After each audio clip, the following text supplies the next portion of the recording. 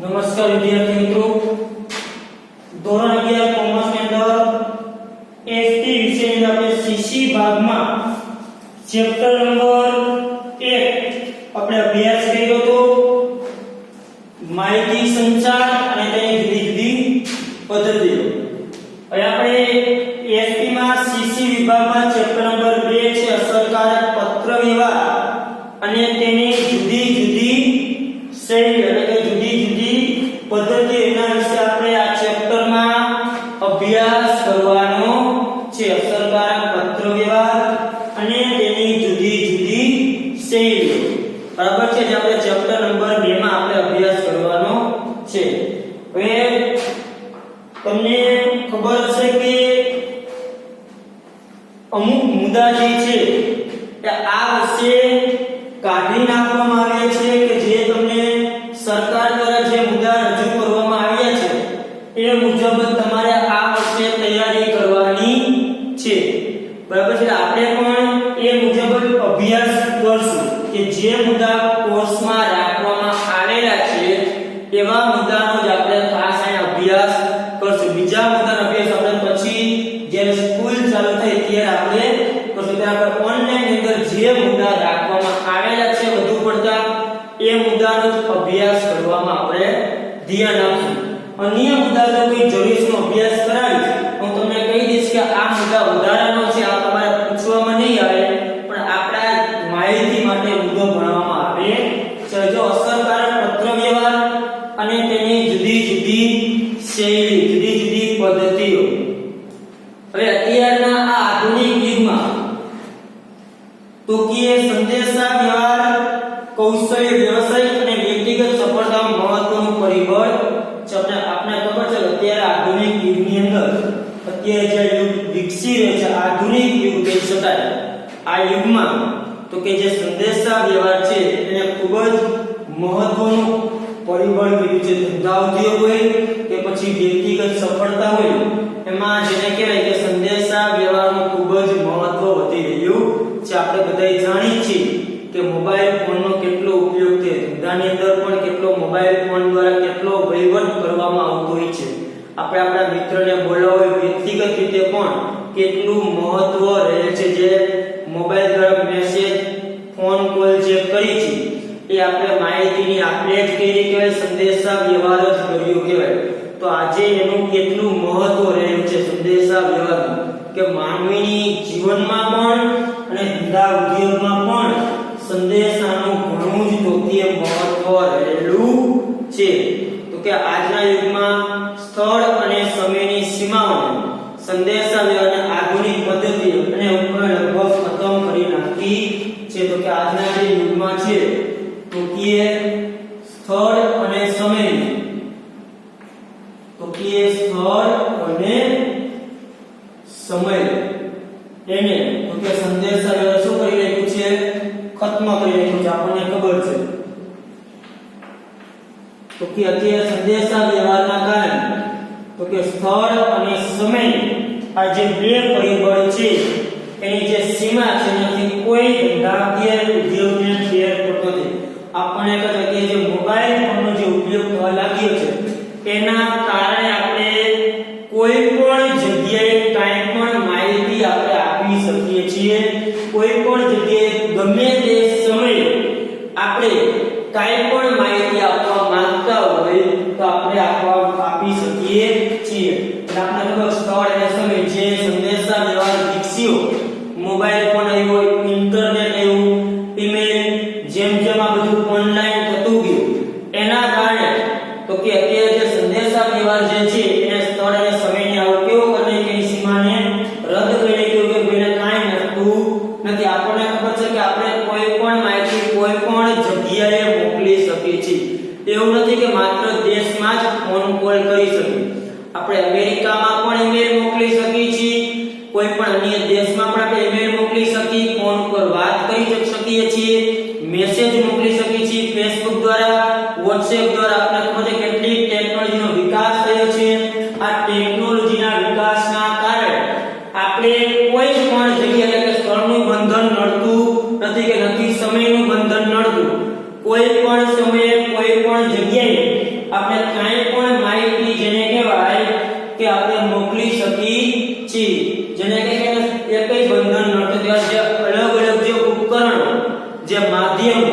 જેની અંદર ઉપકરણો જે મોબાઈલ, ઈમેલ દ્વારા,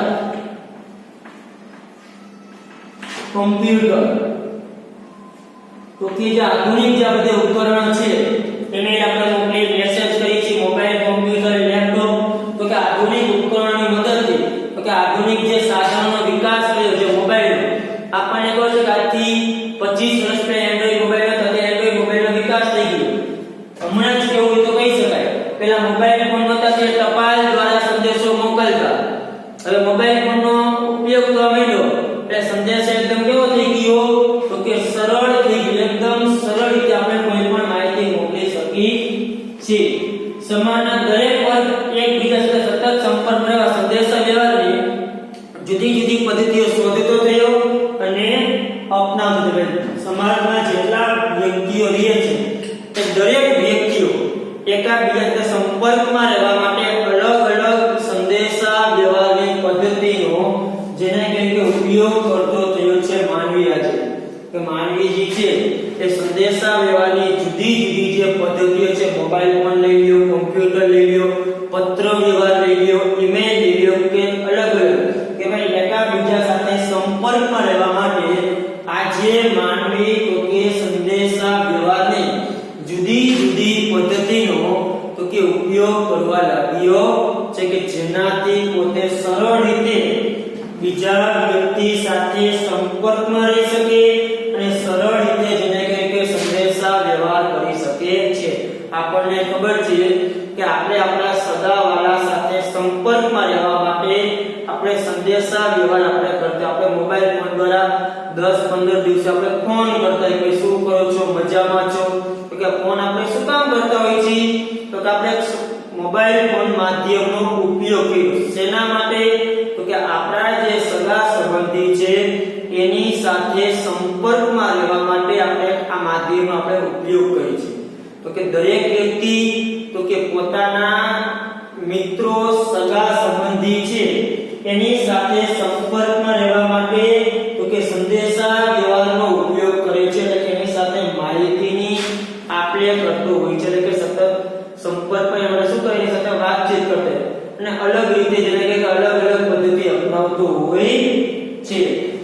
તો કે પ્રવર્તમાન સમયમાં સંદેશા વ્યવહારની આધુનિક પદ્ધતિઓ ખૂબ જ ઝડપી, અસરકારક, સરળ અને સસ્તી છે, તેથી લોકભોગ્ય બની છે, તેથી લોકોને પ્રિય થઈ ગઈ. કે અત્યારની જે સંદેશાની પદ્ધતિ જે છે એ ખૂબ જ સરળ, સસ્તી અને ખૂબ જ ઈઝી, અસરકારક એવી કહી શકાય. આપણે તો મોબાઈલ ફોન અત્યારની સંદેશા વ્યવહારની પદ્ધતિમાં જોવું તો મોબાઈલ ફોન જેના દ્વારા આપણે સરળ રીતે અત્યારે નેટ દ્વારા, ઇન્ટરનેટ બહુ નજીવો ચાર્જ છે, ખૂબ ઓછા ખર્ચે આપણે સરસ રીતે સંદેશા વ્યવહારની આપ-લે કરી શકીએ છીએ. તો કે તે જે આધુનિક પદ્ધતિનો જે વિકાસ થયો, WhatsApp, નેટ ફ્રી ગમે એટલે મેસેજ કરી રાખો, તમારા મિત્રો સાથે વાતચીત કરી રાખો, Facebook દ્વારા વાતચીત કરી રાખો, તો કે જે અલગ અલગ જે આધુનિક પદ્ધતિઓ, જે નવા નવા સોફ્ટવેર અપલોડ થતા ગયા, જેના કારણે વ્યક્તિ સરળ રીતે એના સગા સંબંધી સાથે વાતચીત કરી શકે છે. તો કે આપણા દેશના લોકોની કેળવણી, સ્વભાવ અને સંજોગોને લક્ષ્યમાં રાખીને સંદેશા વ્યવહારની પદ્ધતિનું મૂલ્યાંકન કરી તો ધંધાકીય ઓફિશિયલ બાબતો માટે આજે પણ પત્ર વ્યવહાર ઉપર આપણો માનવી વધુ આધાર રાખે છે. તો કે આપણા દેશની જે કેળવણી, આપણા ભારત દેશમાં કેળવણી જે સ્વભાવ દરેક દેશમાં જુદી જુદી પદ્ધતિ હોય. આજે પણ આપણે એમ થાય કે મોબાઈલ ફોનનો આનો બધો ઉપયોગ થવા માંડ્યો છે, તો આપણને એમ થાય કે પત્ર વ્યવહાર નાબૂદ થઈ ગયો છે. તો કે આજે પણ આપણા દેશની કેળવણીને ધ્યાનમાં રાખીને આજે પણ આપણા દેશમાં જેને કે પત્ર વ્યવહાર છે એ સંદેશા વ્યવહારનું મહત્વનું સાધન બનવામાં આવ્યું છે. આજે પણ આપણા દેશમાં પત્ર વ્યવહાર દ્વારા સંદેશાની આપ-લે કરવામાં આવે છે. ભલે અત્યારે પત્રનું જો સ્વરૂપ બદલ્યું એટલે કઈ કોઈ પહેલા જે હેન્ડરાઇટિંગ પત્ર લખતા, હવે એની જગ્યાએ કોમ્પ્યુટરમાં ટાઈપિંગ કરી નાખે અને ટાઈપ કરેલો પત્ર મોકલી દે ડાયરેક્ટ. થોડુંક સ્વરૂપ બદલ્યું. અત્યારે ઈમેલ આવી ગઈ, ઈમેલ એક પત્રનું જ આધુનિક સ્વરૂપ કહેવાય. એટલે ઓનલાઈન પત્ર મોકલી દે, પત્ર જ મોકલે છે. એની જગ્યાએ માને કે ટાઈપિંગ કરી નાખે પત્ર, પછી ડાયરેક્ટ સેન્ડ કરી દે પત્ર સીધો મોબાઈલમાં કે કોમ્પ્યુટર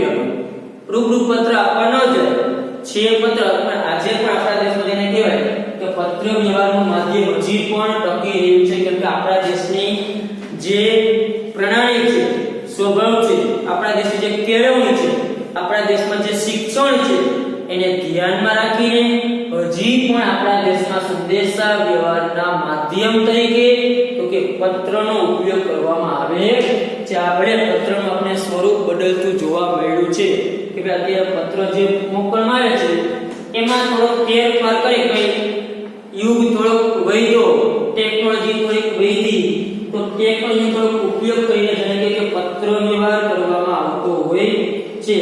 આપણને ખબર છે કે પત્ર વ્યવહાર જે છે પહેલા તો કે રાજાશાહીની વખતમાં કબૂતર દ્વારા કબૂતરના પગે ચિઠ્ઠી બાંધી દી અને જેને કે સંદેશો મોકલતા. રાજાઓ છે એ પોતાની માહિતી અન્યને મોકલવા માટે ખબર દૂતને મોકલે કે ભાઈ દૂતને પત્ર મોકલે. યુદ્ધ હોય, આપણે તમે સિરિયલમાં જોતા હોય કે અન્ય રાજ્યનો દૂત આવે, એને જે લખાણ દૂત આવી વાંચે અને સામેવાળો રાજ્ય એનો જવાબ આપે. તો કે આ રીતના પત્ર વ્યવહાર પહેલા કરવામાં આવતા. આપને ખબર કે તમે જોયું હોય તો કે સિરિયલોમાં તો કે પહેલા પત્ર વ્યવહાર જેને કહેવાય કે પહેલા કબૂતર દ્વારા સંદેશો મોકલતા. તમે ગીતે સાંભળ્યું છે, બરાબર છે કબૂતરનું. ત્યાર પછી આપણે જોયું કે રાજાઓ દૂત દ્વારા પોતાનો સંદેશો મોકલતા. આ જે સંદેશો મોકલતા એ આપણે ખબર કે કપડામાં લખ્યો છે તો કોઈ પાંદડું હોય, એ પાંદડામાં ઇંક દ્વારા સાહિત્ય જેને કે લખાણ કરેલું હોય છે. પરંતુ ધીમે ધીમે સમય જતા તો કે હવે આપણે ખબર પછી તાર ટપાલની શરૂઆત થઈ, પોસ્ટ ઓફિસ શરૂઆત થઈ, એટલે પછી આ ધીમે ધીમે દૂર થતું ગયું અને પછી પોસ્ટ ઓફિસ દ્વારા તો કે પત્ર મોકલવા. તાર ટપાલની શરૂઆત થઈ એટલે પત્ર કઈ તો પોસ્ટ કરી દે આપણે કુરિયર, જે કે આપણી ભાષાથી કુરિયર કહી તે. તો કે ધીમે ધીમે પછી કુરિયર દ્વારા પત્ર લખવામાં આવતો અને આપણે ખબર કે ધીમે ધીમે જેમ સંદેશ સેવાની શરૂઆત થતી ગઈ, ધીમે ધીમે જેમ મોબાઈલ ફોન ટેકનોલોજી આવતી ગઈ એમ તો કે હવે પત્ર વ્યવહારને ખૂબ મહત્વ આપ્યું છે. પણ ધીમે ધીમે મોબાઈલ ફોનનો પણ ઉપયોગ થવા લાગ્યો છે. અત્યારે આપણે કોઈ સ્પીડ પોસ્ટ જેવી કુરિયર સેવા દ્વારા પણ આપણે પત્ર મોકલી શકીએ છીએ. એટલે કે ધીમે ધીમે આ રીતે પત્ર વ્યવહારનો વિકાસ થતો ગયો કે પેલા રાજાઓ દૂત દ્વારા મોકલતા, પછી જેને કે પોસ્ટ ઓફિસની શરૂઆત થઈ, તાર ટપાલ એટલે આપણે કુરિયર એટલે કે પોસ્ટ ઓફિસ દ્વારા પછી આપણે ખબર સ્પીડ પોસ્ટ કે ઝડપથી આપણો પત્ર સામેની વ્યક્તિને મળી. આપણે ટપાલ તમે જોયું તો ટપાલ દ્વારા. હવે આપણે પત્ર વ્યવહારની લાક્ષણિકતા જોઈએ. શું જોશું? પત્ર વ્યવહારની લાક્ષણિકતા.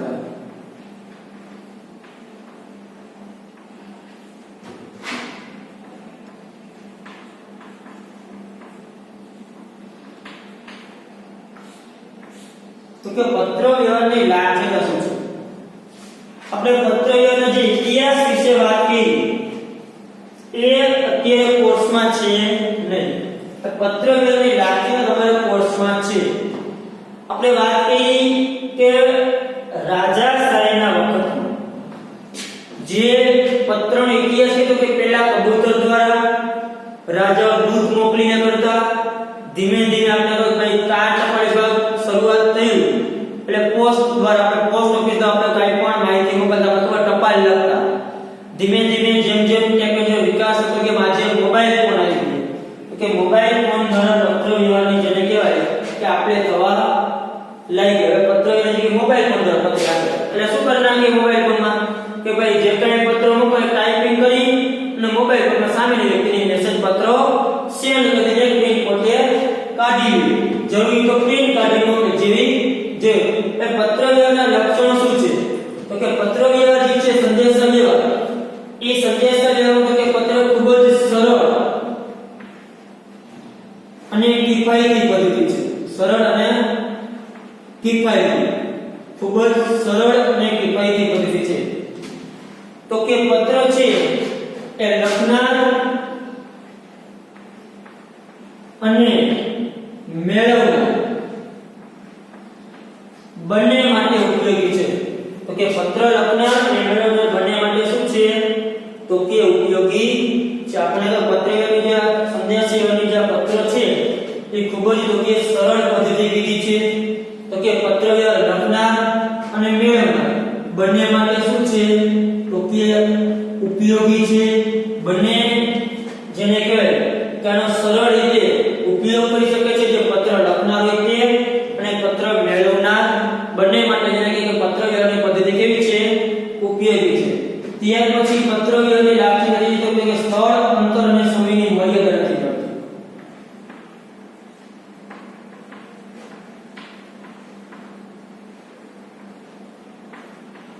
આપણે ઉપર ચર્ચા કરી કે ત્યાં પત્ર મોકલી તો માં સ્થળ નડે કેટલી અંતર છે એનો સમય પણ એને નડતો નથી. એવું નથી કે ભાઈ 10 કિલોમીટર રેન્જમાં થશે. તમે પત્ર કોઈ પણ જગ્યાએ મોકલી શકો, ગમે એટલું અંતર 500 કિલોમીટર થી ભલે 1000 કિલોમીટર આગળ હોય તો ભલે, કોઈ પણ જગ્યાએ કોઈ પણ સ્થળે ગમે તે સમય આપણે પત્ર વ્યવહાર સરળ રીતે કરી શકીએ છીએ. એટલે કે એની લાગણી સ્થળ અંતર કે સમયની મર્યાદા નડતી નથી. કોઈ પણ જગ્યાએ કોઈ પણ સમયે ગમે ત્યાં આપણે પત્ર વ્યવહાર કરી શકીએ છીએ. આપણે અહીંથી મોરબીથી આપણે અમદાવાદ પણ પત્ર લખી શકીએ. થોડું જેને કે જો દૂરનું સ્થળ હોય તો પત્ર પહોંચતા થોડીક વાર લાગે, બાકી પત્ર આપણે કોઈ પણ જગ્યાએ તો કે મોકલી શકીએ છીએ. ત્યાર પછી તો કે આધાર પુરાવો રાખવો છે. તો કે પત્ર તમે લખો છો તો કે જે માહિતી માટે તમે પત્ર વ્યવહાર કર્યો, આપણે જે માહિતી સામેની વ્યક્તિને મોકલી છે, એટલે કે જે માહિતી માટે આપણે પત્ર લખેલો હોય એ માહિતીનો આપણે પુરાવા તરીકે પણ પત્ર વ્યવહાર રાખી શકીએ. ભવિષ્યમાં ગમે ત્યારે કંઈ પણ પ્રશ્ન ઊભો થાય કે ભાઈ તમે આવું વસ્તુ મોકલ્યું ના ખોટું છે ના છે તે છે, આવા કંઈ પણ પ્રશ્ન ઊભો થાય તો પત્ર વ્યવહારનો તમે આધારરૂપ પુરાવા તરીકે રજૂ કરી શકો કે તમે જે પત્ર મોકલ્યો છે એ તમે લખાણ કરેલું હોય છે એ લખાણની તમે જેને કહેવાય કે ઝેરોક્ષ રાખી શકો, જેથી ભવિષ્યમાં કંઈ પણ પ્રશ્ન ઊભો થાય તો એ પત્ર જે લખેલો છે એનો તમે પુરાવા તરીકે આપણે શું કરી શકીએ, રજૂ કરી શકીએ, એટલે કે આધારરૂપ પુરાવા તરીકે પણ રજૂ કરી શકાય.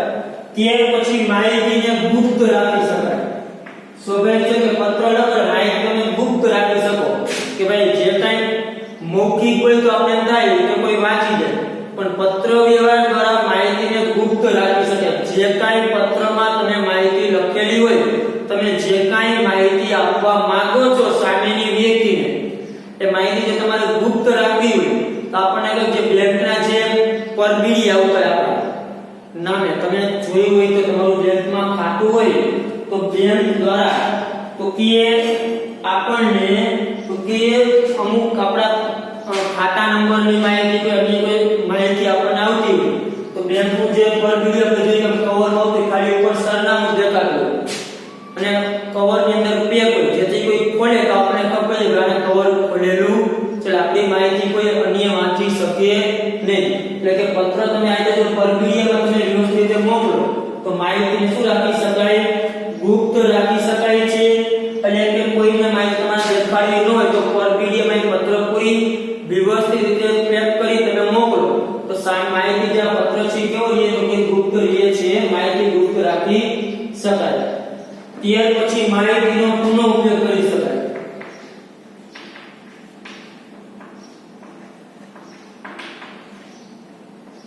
તો કે ભવિષ્યમાં કે જરૂર પડે આપણને કે ભાઈ આગળ આપણે શું મોકલ્યું એમાંથી જોઈ લખવું તો એ માહિતીનો આપણે પુનઃ ઉપયોગ પણ કરી શકીએ છીએ. ગમે તેમ જરૂર પડે આગળ આપણે પત્ર લખ્યો તેમાં જોવું પડશે આપણે શું દર્શાવ્યું હતું. ઘણી વખત આપણે પેપર લખતા કેમ જોવું પડે કે આગળ શું લખ્યું જોઈ દે તો મુદ્દા એમ તમે ભૂતકાળમાં કોઈ પત્ર લખેલો છે, ભવિષ્યમાં તમારે એ બાબત અંગે પત્ર લખવો છે અને એ માહિતી તમારે પુનઃ ઉપયોગ કરવો હોય તો પત્રમાં જે પત્ર તમે સાચવેલા હોય તો એ માહિતીનો તમે ફરીથી જેને કહેવાય કે આપણે ઉપયોગ પણ કરી શકીએ છીએ. તો કે પત્રને સરળતાથી મેળવી અને મોકલી શકાય છે. તો કે પત્રોડિયા કે સરળતાથી મોકલી શકાય અને મેળવી શકાય. આપણે પત્ર કોઈને મોકલવું હોય તો સરળતાથી મોકલી શકીએ, સરળતાથી મેળવી શકીએ. રૂબરૂ જે પત્ર દે અથવા તો પોસ્ટ દ્વારા તમે પત્ર પાર્સલ કરી દો તો પોસ્ટ ઓફિસ દ્વારા તેના જે સરનામું છે એ સરનામે આપણો પત્ર એને પહોંચી જાય છે. અને આપણે કોઈ પત્ર મોકલવો હોય કોઈ મેળવવું હોય તો આપણે આપણું એડ્રેસ આપીએ તો સામેની વ્યક્તિ તરફથી આપણને પણ પત્ર મળી જાય છે. ત્યાર પછી તો કે પત્ર કડી કહેવાય શેને તો કે લખનાર અને મેળવનારને જોડતી જે પત્ર છે ને જે લખનાર અને મેળવનાર જોડતી કડી છે. લખનાર જે છે પત્ર A અને પત્ર મેળવનાર છે એને જોડતી કેવી છે સાંકળ કહી શકાય, કડી કહી શકાય. ત્યાર પછી તો કે પત્રનું લખાણ તો કે તમારી સંસ્થાની છાપ ઊભી કરે. જે આકાશ તો કે પત્રમાં કેવું લખાણ છે એ મુજબ તમારી પેઢી કે સંસ્થાની છાપ ઊભી થાય કે ભાઈ તમે લખાણ કેવું લખેલું છે, વ્યવસ્થિત લખેલું છે. વાહ, પેઢી બહુ સારી છે. પત્ર ભૂંગા લખ્યું આપણે જેને કહેવાય ને પરીક્ષાની અંદર જોઈએ. હવે ભૂંગા અક્ષર તમે પેપર લખો તો તમારી છાપ ખોટી ઊભી થાય, કારણ કે આવડે લખોડી વિશે ખોટી વિશે ખબર પડતી નહીં. એના અક્ષર કહેવાય સાચું લખ્યું તો છાપ આપણે ખોટી ઊભી થાય. સરસ અક્ષર તમે લખાણ કરી, વ્યવસ્થિત લખાણ કરી તો આપણી છાપ આવી ગઈ. વાહ, અક્ષર કે વિશે ઓછી પણ ખોટું લખ્યું. એટલે કે પત્રનું જે લખાણ છે કેવું લખાણ લખ્યું છે એ મુજબ તમારી સંસ્થાની જેને કહેવાય કે છાપ ઊભી થાય છે. લખાણ તમારી સંસ્થાની છાપ ઊભી કરે કે ભાઈ તમારું લખાણ કેવું છે. પત્ર જેટલું લખાણ વ્યવસ્થિત હશે એટલી તમારી છાપ સારી ઊભી થશે. સ્વાભાવિક છે. તમારું લખાણ વ્યવસ્થિત હોય, સારા અક્ષરે હોય, તમે કેવું લખાણ કરો છો એ પણ તમારી છાપ ઊભી કરે. લખાણના શબ્દો કેવા વાપર્યા છે એ પણ મહત્વની બાબત છે. પત્ર જે તે પેઢી કે સંસ્થાના જેને કહેવાય કે મૌન સ્વરૂપે પ્રતિનિધિત્વ કરે છે. કેવી રીતના? મૌન સ્વરૂપે પ્રતિનિધિત્વ.